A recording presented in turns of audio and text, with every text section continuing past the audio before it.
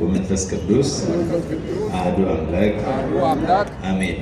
ድገሙት። በስመ አብ ወወልድ ወመንፈስ ቅዱስ አሐዱ አምላክ አሜን። እግዚአብሔር እሰ ንጉሥ ውእቱ ቅድመ ዓለም ወገብረ መድኃኒተ በማእከለ ምድር አንተ አጽናዕከ ለባሕረ ባሕርከ ወአንተ ሰበርከ ርእሰ ከይሲ በውስተ ማይ ወአንተ ቀጥቀጥከ አርእስቲሁ ለከይሲ ወወሀብኮሙ ሲሳዮሙ ለሕዝበ ኢትዮጵያ። እግዚአብሔር ከዓለም በፊት ዓለምን አሳልፎ ወደፊትም ንጉሥ ነው። ከሱ የሚቀድም የለም። የዘላለም አባት፣ የዘላለም ንጉሥ፣ የጠላትን ራስ የሰበረ፣ የጠላትን ጥርስ የሰባበረ፣ ሕይወትን ለዓለም የሰጠ፣ ለሁሉ ሕይወትን የሚያድል፣ ለኢትዮጵያ ሕዝብ የዕለት እንጀራውን ያዘጋጀ እሱ እግዚአብሔር ነው ይላል። ክብር ምስጋና ለእግዚአብሔር ይሁን። ለኢትዮጵያውያን ምግባቸውን ያዘጋጀ ማለት ዓለም እንደሚናገረው አይደለም። በኢትዮጵያ አመለካከት ዓለም የሚያየን ምግባቸውን ያልቻሉ ረሃብተኞች ብሎ ነው ዓለም ስም ያወጣልን። መጽሐፍ ቅዱስ ደግሞ የሚለው እግዚአብሔርን ካመሰገነ በኋላ ለኢትዮጵያውያን ምግባቸውን ያዘጋጀህላቸው አንተ ነህ ነው የሚለው። የትኛውን ምግብ ያላችሁ እንደሆነ የእግዚአብሔርን ቃል ነው። እንደዚህ አይነት በዓለም ላይ ፈጽሞ የለም። እንዳሁን ቁጭ ብላችሁ እንደምትማሩት እንደምትሰሙት አይነት ያለ ሰው ከጠዋት ጀምሮ እስከ ረፋድ 4 ሰዓት ቁጭ ብሎ የእግዚአብሔርን ቃል በትዕግስት የሚሰማበት ሀገርም ዓለምም የለም። ይሄ ነው የኢትዮጵያውያን ምግባቸው። ማን ይመስገን? አሁን ነው እልልታውና ክብር መስጠት። የተከበሩ አባታችን ሊቀ ሊቃውንት ቆሞስ አባ ተክለ ሃይማኖት ወልዱ የባዕታ ነገሥት የታዕካ ነገሥት ባዕታ ለማርያም ገዳም አስተዳዳሪ፣ ክቡር መላከ ሕይወት ቀሲስ አሽኔ የደብራችን ዋና አስተዳዳሪ፣ ክቡር ሊቀ ብርሃናት ቆሞስ አባ አብርሃም የዚህ የደብራችን የስብከተ ወንጌል ኃላፊ፣ አይንተ እግዚአብሔር ካህናት፣ ለአካነ ምስጢር ዲያቆናት፣ እግዚአብሔርን የምትወዱ እግዚአብሔርም የሚወዳችሁ ምዕመናን ወምዕመናት ሕፃናት በልዑል እግዚአብሔር ስም እንደምን አደራችሁ? ከፍ እንደምን አደራችሁ? አሜን። ያያሉ የልዑል እግዚአብሔር ስሙ የተመሰገነ ይሁንልን። የተመሰገነ ይሁንልን። የተመሰገነ ይሁንልን። እግዚአብሔር ስሙ የተመሰገነ ይሁንልን። የእመቤታችን የቅድስት ድንግል ማርያም ምልጃ በረከቷ በሁላችን ላይ ይደር። የመላእክት ጥበቃ ከሁላችን ጋር ይሁን። እነዚህን ሁሉ የሰጠን ማን ነው? ማን ነው የሰጠን? አምላኬ መልአኩን ልኮ አዳነኝ ይላል። እስቲ ከፍ አድርጋችሁ በሉ፣ አምላኬ በሉ። መልአኩን ልኮ አዳነኝ። ከፍ አሁንም አምላኬ መልአኩን ልኮ አዳነኝ። ይህንን የምታገኙት በሐዋርያት ሥራ ምዕራፍ 12 ቁጥር 11 ላይ ታገኛላችሁ። ምዕመናን በደንብ አስተውሉ። ይህንን የተናገረው ቅዱስ ጴጥሮስ የሚባል ሐዋርያ እግዚአብሔር ኢየሱስ ክርስቶስን በዓይኑ ያየ፣ አብሮ የነበረ፣ አብሮ የበላ፣ አብሮ የተቀመጠ፣ አብሮ የሰማ ነው። ይህንን ያለው እግዚአብሔር አምላክ መልአኩን ልኮ እኔን አዳነኝ አለው። ዛሬ ውሸትን የሚያዋሽ በኃጢአት ተሞላ ንስሐ ያልገባ መናፍቅ መላእክት አያድኑም ብሎ ያስተምራሉ። ጴጥሮስ ኢየሱስ ክርስቶስን ያየ አብሮ የነበረ ግን ምን አለ? አምላኬ ማንን ልኮ ነው ያለው? መልአኩን ልኮ ምን አደረገኛለ? አዳነኝ ነው የሚለው። ይህንን ከቁጥር 1 ጀምረን የሐዋርያት ሥራ ምዕራፍ 12ን ከቁጥር 1 ጀምረን እናነብና 30 ደቂቃ ወይም 15 ደቂቃ ብቻ ተምረን ወደሚቀጥለው መርሃ ግብራችን እንሄዳለን። ምክንያቱም ከጠዋት ጀምሮ ስትማሩ ስለነበረ እነዚህ ቄሶች አይጨርሱ አንዴ ከያዙኝ ይላሉ እንዳትሉ። ማን ያስተምራል? ይህን የመሰለ ቃል የለም። እውነት ነው ምዕመናን። በዚህ አሁን ባላችሁበት ሰዓት እድለኞች ስለሆናችሁ ብቻ ነው የእግዚአብሔርን ቃል የምትሰሙት። ለምን? በዚህችው ሰዓት እየተደፈሩ ያሉ እህቶች፣ እየተገደሉ ያሉ ወንድሞች፣ እየታረዱ ያሉ አባቶች እባክህ አድነኝ እያሉ አላድንህም ብለው የሚገደሉ የጭንቅን ድምፅ የሚሰሙ በዚህ ሰዓት አሉ። እግዚአብሔር እኛን በእውነቱ እድለኞች ስለሆን ይህችን ቃል እንድንሰማ እግዚአብሔር ረዳ። ማን ይመስገን? በዚህ ዘመን ይላል። ይሄንን ስታዩት ሐዋርያትን የሚገድሉ ነገስታት ነበሩ። ሄሮድስ የሚባለው ንጉሥ ክርስቲያኖችን ማሳደድ ጀመረ። ከ12,000 ሕፃናት በላይ የፈጀ ሄሮድስ ነው። 12,000 ሕፃናትን ሲፈጅ ኢየሱስን በሕፃንነቱ አገኛለሁ በማለት ጌታችንን ለመግደል ባሰበበት ወራት ብዙ ሕፃናትን ያለምንም ርኅራኄ ያስጨረሰ ንጉሥ ነው። ይሄ ንጉሥ ክርስቲያኖችን ማሳደድ ጀመረና የመጀመሪያ ቀን የዮሐንስ ወንድም የሚባለውን ያዕቆብን ያዘና አስገደለው፣ ገደለው ይላል። እሱ ያዕቆብ ሲገደል ሰው ደስ አለው። ከሃዲ ሰው ስለነበረ የሚበዛው፣ እግዚአብሔርን የማያመልክ ሰው ስለነበረ የሚበዛው፣ ንጉሱ በገደለው ግድያ ደስ ተሰኘ ህዝቡ። አሁን ኢትዮጵያ ውስጥ ስናደርግ እንደነበረው እግዚአብሔር ይቅር ይበለን እንጂ አንዱ ሌላውን ሲገድል በቃ የታባቱ አፈራ በላ ነው ብሎ ሲፎክር እንደነበረው ማለት ነው። ሞኞች አትሁኑ። ዛሬ እናንተ ነው፣ ነገ ወደ እናንተ ነው። ዛሬ ትገድላላችሁ፣ ነገ ትገደላላችሁ። እውነት እንዳይመስላችሁ። ፖለቲካ ከሆነ ያልፋል። የማያልፈው የእግዚአብሔር መንግስት ነው። ሞኞች እንዳትሆኑ አስተውሉ ምዕመናን። ዛሬ ታስለቅሳላችሁ እንጂ ነገ እመኑ እናንተ ታለቅሳላችሁ። የሚያስለቅሰው ሳያለቅስ አይቀርም በምንም ተአምር። እግዚአብሔር ፍትሐዊ አምላክ ስለሆነ በሄሮድስ ጊዜ ያዕቆብ ሲገደል ሰው ደስ አለው። እንኳን ገደለው እንኳን አለው አሉ። ይህንን ሲያይ ሄሮድስ ደስ አለ። እንዴ አለ፣ ይሄማ ከሆነ ያዕቆብን በመግደሌ ደስ ካለውማ አለ ሄሮድስ፣ በቃ ጴጥሮስን ልጨምርበት አለና ጴጥሮስን ያዙልኛል። አዎ ነገስታት አይናቸው ሲታወር ደም ያፈሳሉ፣ ፍትህ ያጓድላሉ፣ ሰው ያስጨንቃሉ፣ እንባ ያፈሳሉ። እግዚአብሔር የተለየው ንጉሥ ከሆነ ሰው ሲያለቅስ ደስ ይለዋል፣ ደም ሲፈስ ደስ ይለዋል፣ እንባ ሲበረቅ ለእሱ ሳቅ ይሆናል። ለምን? ይህን ሁሉ እንዳይሆን የሚያደርገው የእግዚአብሔር ሐሳብ ካለብን ብቻ ነው። ሰው ሲያለቅስ አብረን የምናለቅሰው መንፈስ ቅዱስ ሲያድርብን ብቻ ነው። ሰው ሲያዝን አብረን የምናዝነው የእግዚአብሔር መንፈስ በእኛ ላይ ሲያድር ብቻ ነው። ያለበለዚያ ጎረቤቶቻችሁ ሲያለቅሱ እናንተ ከበሮ ትመታላችሁ፣ የሰይጣን ልጆች ከሆናችሁ። ስለዚህ እኛ ወደዚህ ስፍራ የመጣነው የእግዚአብሔር ልጆች ልንሆን ነው። የማን ልጆች ልንሆን? የእግዚአብሔር ልጆች ሆኖ ነጠላ ለብሶ የሚመጣ ከሆነ በጎረቤቱ ላይ እንዴት ሰው በሰይጣን ስራ ያሰራል? እንዴት በቀይ እስክሪብቶ ሄዶ ያስተበትብበታል? እንዴት በጎረቤቱ ላይ መርዝ ጨምሮ ይሰጣል? ወንድሞቼና አባቶቼ የእግዚአብሔር ልጆች ከሆንን የእግዚአብሔርን ፈቃድ መፈጸም አለብን። ያው መጽሐፍ እንደሚናገረው ለመኖር በቀረችላችሁ በዚህ ትንሽ ዕድሜያችሁ እንደ እግዚአብሔር ሐሳብ ኑሩ እንጂ እንደ ገዛ ፈቃዳችሁ አትኑሩ አለ። ሰው ደግሞ ለመኖር በቀረችለት ዘመን እንኳን ወደ እግዚአብሔር መመለስ እንዲህ ይለዋል። እግዚአብሔር ወደ ቤቱ ይመልሰን። ኋላ ጴጥሮስን ያዘዋልና ጴጥሮስን ያዘ።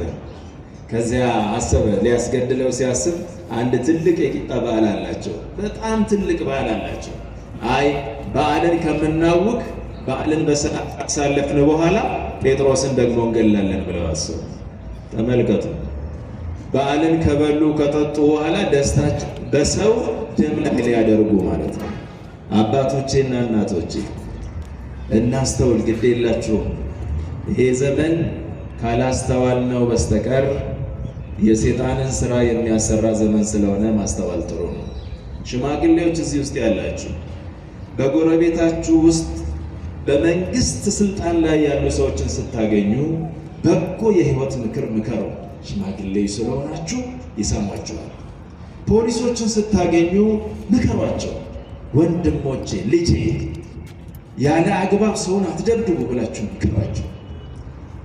ይሄ የሕይወት ቃል ነው።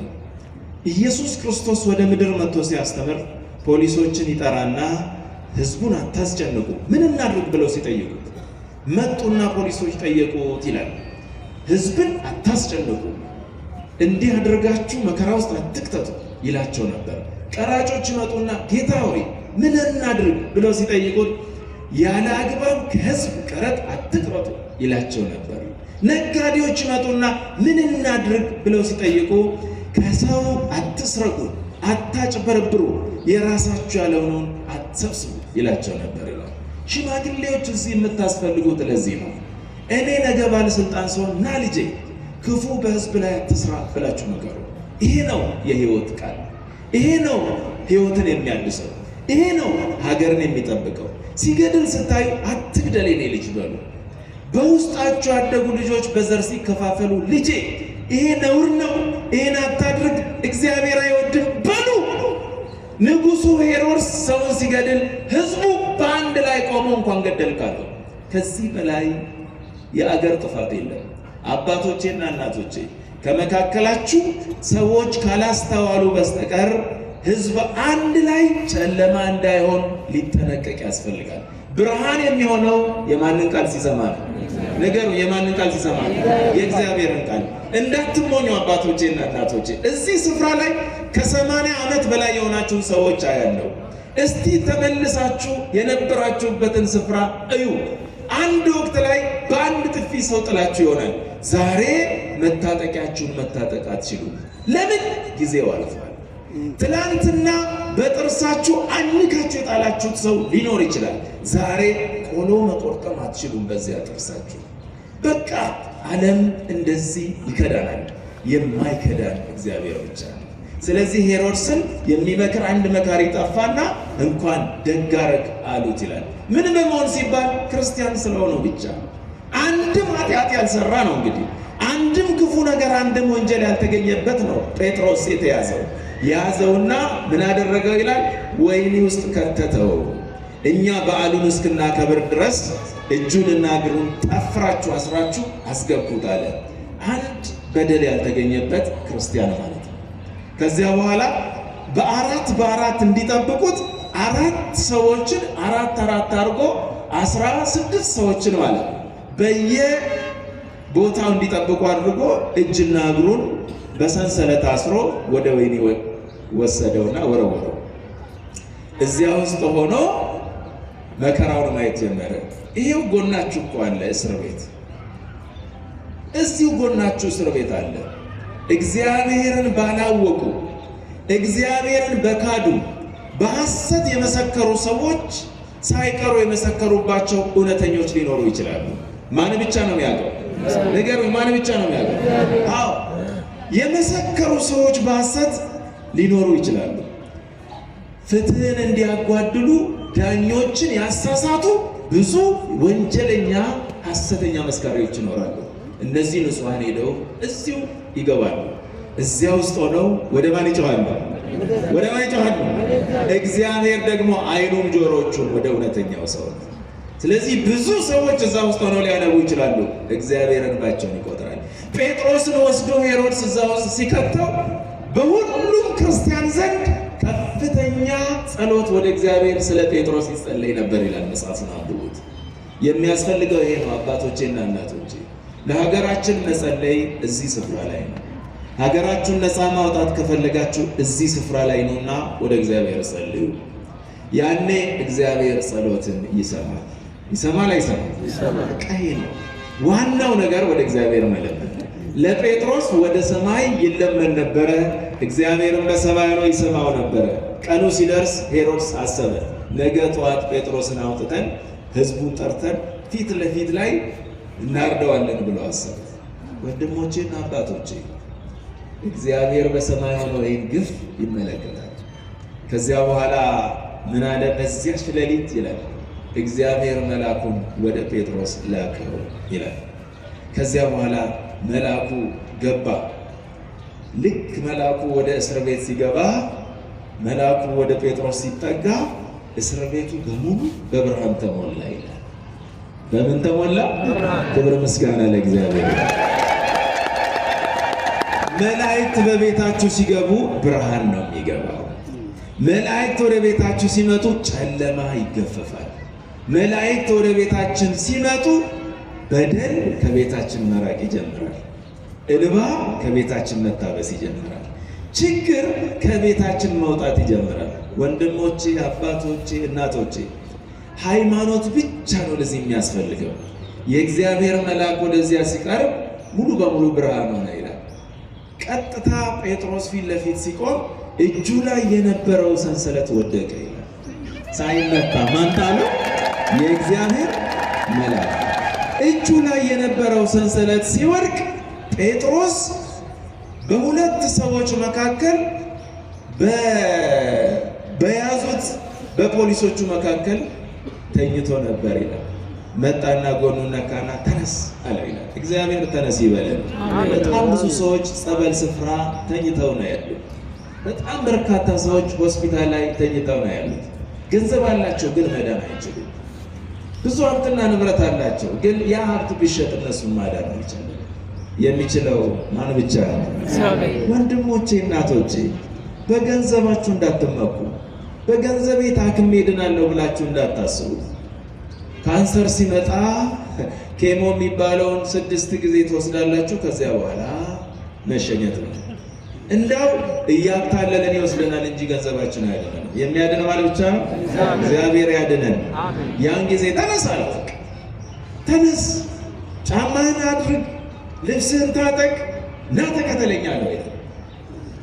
ሁሉም በሚጠብቁበት ስፍራ ላይ 3 ቦታ ላይ ትልልቅ በሮች አሉ። የመጨረሻው በብረት መዝጊያ የተዘጋ ነው። ከዚያ በኋላ ጴጥሮስ ይጭቃል፣ ልብሱን ለበሰ፣ ጫማውን አደረገ፣ የእግዚአብሔር መልአክ መከተል ጀመረ። ሲሄድ በሚጠብቁት ሰዎች መካከል ዝም ብሎ ማለፍ ጀመረ። ቁም የሚለው የለ። በጣም እኮ የሚገርም እኮ ነው። ምን ይላል መጽሐፍ መሰላችሁ? ጴጥሮስ ይሄ ሁሉ ሲደረግ ህልም እያየ ይመስለው ነበር እንጂ እውነት አይመስለውም ነበር። አንዳንድ ነገሮች እንደዛ ናቸው። ከህመማችሁ ስትፈወሱ ህልም ይመስላል እንጂ እውነት አይመስልም።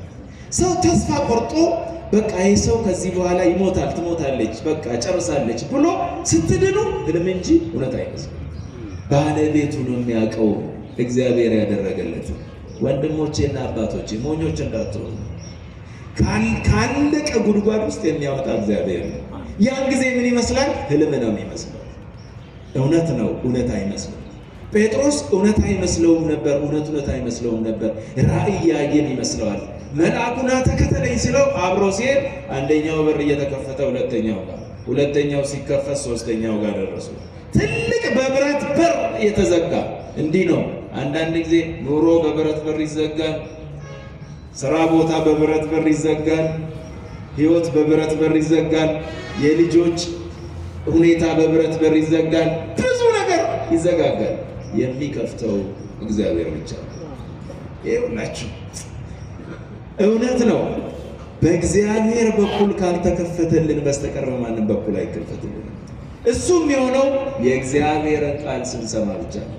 መልአኩ ጎትቶት ሄደና በሩ ጋር ሲደርስ በሩ ይላል ተከፈተላቸው ነው የሚለው እንጂ በሩን ከፈተው አይደለም የሚለው። ተከፈተላቸው ይላል። ማን ከሱ ጋር ስላለ? እግዚአብሔር ከነሱ ጋር ስላለ፣ የእግዚአብሔር መልአክ አብሮት ስላለ በሩን አልከፈቱም እነሱ። በሩ ራሱ ተከፈተላቸው ነው የሚለው። ለምን? ፍጥረታትን ማዘዝ የሚችል እግዚአብሔር ብቻ ነው። እናንተ የገዛ ልጆቻችሁን ማዘዝ የተሳናችሁ በጣም ሞኝ ቤተሰቦች አላችሁ፣ ልጆቻችሁን ለእግዚአብሔር ስላልሰጣችሁ። እናንተ የገዛ አንድ ልጃችሁን መቆጣጠር ያቃታችሁ አባቶች አላችሁ፣ ልጄ ይገለኛል ብላችሁ የምትፈሩ። ለምን? ልጆቻችሁን ለእግዚአብሔር ስላልሰጣችሁ። አሳልፋችሁ ለእግዚአብሔር ኃላፊነቱን ስላልሰጣችሁ የገዛ ልጆቻችሁን ለማሳደግ መከራ ይሆንባችኋል፣ ተራራ ይሆንባችኋል። እሱን ትታችሁ በምን ቀን ወለድኩሽ ብላችሁ በልጆቻችሁ ማማረር ትጀምራላችሁ። ከእግዚአብሔር ጋር ከሆናችሁ እንኳን ልጆቻችሁ ፍጥረታቱ ይታዘዛሉ። ለምን? እግዚአብሔር አምላክ ከኛ ጋር ሲሆን። ታዲያ መልአኩ ያንን በር ተከፈተላቸውና ወጡ ይላል። ያን ጊዜ ከሱ ተለየ መልአኩ። ከዛ ወደ ልቡ ጴጥሮስ ተመለሰ ይላል። ያለበትን ሲያይ ነፃ ወጥቷል። እግዚአብሔር ነፃ ያወጣል። አሜን። እግዚአብሔር ነፃ ያወጣል። አሜን። ብዙ ዋጋ እየከፈሉ ያሉ ብዙ ሰዎች አሉ። መላእክት ከኛ ጋር ካሉ ይሄ ነው። እኔ በጣም የሚገርመኝ መላእክት በምድር ላይ ያሉ ከመላእክት ጋር የሚጣሉ ሰዎች በሰማይ ቢሄዱ የሚኖሩት ከመላእክት ጋር፣ ሲወለዱ መጥቶ የሚያሳድጋቸው መልአክ፣ እስኪሞቱ ድረስ የሚጠብቃቸው የእግዚአብሔር መልአክ፣ ከሞቱ በኋላ ነፍስና ስጋቸውን ወስዶ አለያይቶ ነፍሳቸውን ይዞ ወደ እግዚአብሔር የሚሄድ መልአክ፣ የሚሄዱት የእግዚአብሔር ሀገር የመላእክት ሀገር፣ የሚዘምሩት ከመላእክት ጋር። ታዲያ ምንድን ነው ከመላእክት ጋር ግብ የሚያል እንዴ? ሰው ሲኖር ከመላእክት ጋር ነው። ሲሄድም ወደ ሰማይ ሲሄድ የሚወስዱት መላእክት ናቸው። የሚሄደውም የመላእክት ሀገር ነው። የሚኖረውም ከመላእክት ጋር ነው። ሰው ለምንድን ነው መላእክትን እንዲህ አርጎ ጠምዶ የሚይዘው? እኛ ኦርቶዶክሳውያን ቅዱስ ገብርኤል፣ ቅዱስ ሚካኤል ያማልዱናል። ክብር ምስጋና ለእግዚአብሔር። በምልጃቸው እናምናለን። አናምንም? ይረዱናል አይረዱንም? በቃ አለቀ። እነ ቅዱስ ጴጥሮስን የጠበቀ መልአክ እኛን አይጠብቀንም ብሎ ማመን የመጨረሻ እብደትና ክህደት እንዴ! እንኳን አይደለም ቅዱስ ጴጥሮስን፣ የእግዚአብሔር መልአክ ኢየሱስ ክርስቶስ ጌታችን መድኃኒታችን ኢየሱስ ክርስቶስ ከመሰቀሉ በፊት የእግዚአብሔር መልአክ መጥቶ ያበረታው ነበር እየተባለ በመጽሐፍ ተጻፈ። የሚያበረታው መልአክ አስፈልጎት አይደለም፣ ግን እንደኛ ፍጹም ሰው ስለሆነ የሰውነትን ባህሪውን